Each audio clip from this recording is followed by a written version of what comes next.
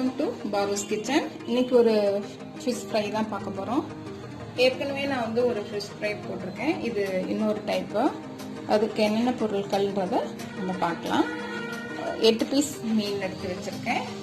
உப்பு, இங்கே ஒரு பேஸ்ட் வச்சுருக்கேன். இது என்ன பேஸ்ட்னா பச்சை மிளகாய், கொத்தமல்லி தழை, இஞ்சி பூண்டு, தயிர் எல்லாத்தையும் மிக்சியில் அரைச்சி வச்சுருக்கேன். அதுதான் தயிர் வச்சிருக்கேன்.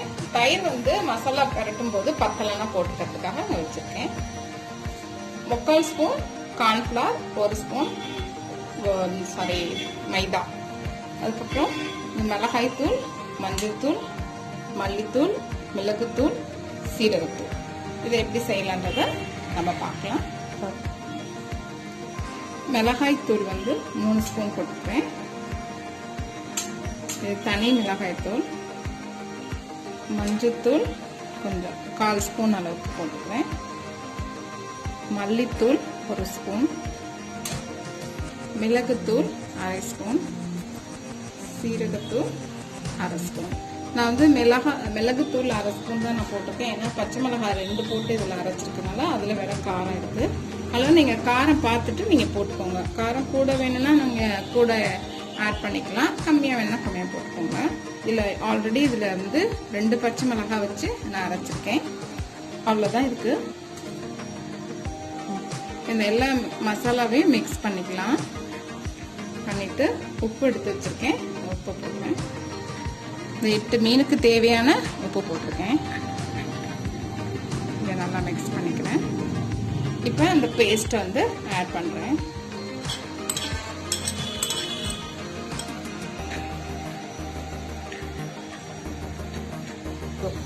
இப்போ மைதா ஆட் பண்ணுறேன்.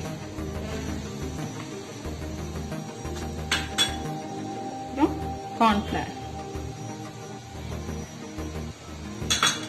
இப்போ கொஞ்சமாக தயிர் விட்டுக்கிறேன்.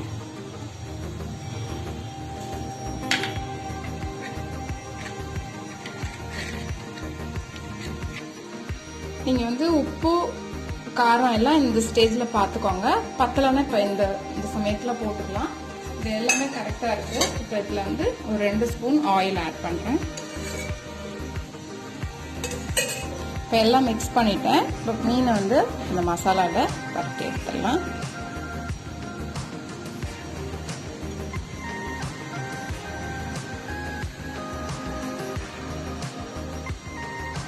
இதே மாதிரி ஒன்று எடுத்து பரட்டி நம்ம பாக்ஸில் எடுத்து வச்சுக்கலாம். இது நான் ஸ்டோர் பண்ணி வைக்க போகிறேன். அதனால ஒரு பாக்ஸில் வைக்கிறேன்.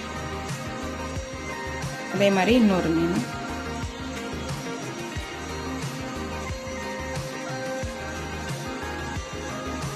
நல்லா ஊறணும்.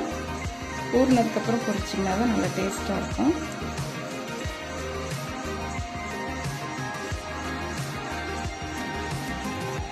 எக்ஸ்ட்ரா மசாலா எல்லாத்தையும் இது மாதிரி தட்டினீங்கன்னா விழுந்துடும். இதே மாதிரி நான் எல்லா மீனையும் மசாலா தடவி எடுத்து வச்சிடறேன். பொரிக்கும் போது பார்க்கலாம். மீனெல்லாம் மசாலாவில் தடவி நல்லா ஊறி 4 மணி நேரம் ஆச்சு. ஊறி நல்லா இருக்கு, ரெடியாக இருக்குது பொரிக்கிறதுக்கு. ஒன்றா பொரிச்சிடலாம். ரொம்ப எண்ணெய் காய வைக்கக்கூடாது.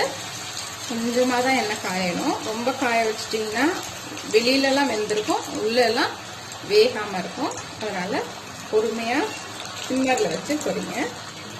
ஒன்றா பொரிச்சு எடுத்துட்டு நான் காட்டுறேன். இப்போ மீன் நல்லா ஃப்ரை ஆகிருக்கும். மசாலாலாம் கொஞ்சம் கூட குதிரவே இல்லை. எண்ணெய் பாருங்கள், கிளியராக இருக்குது. நல்லா வச்சிடலாம். அடுத்தது ஒரு போட்டுடலாம். சிம்மர்லேயே வச்சு ஃப்ரை பண்ணுங்க.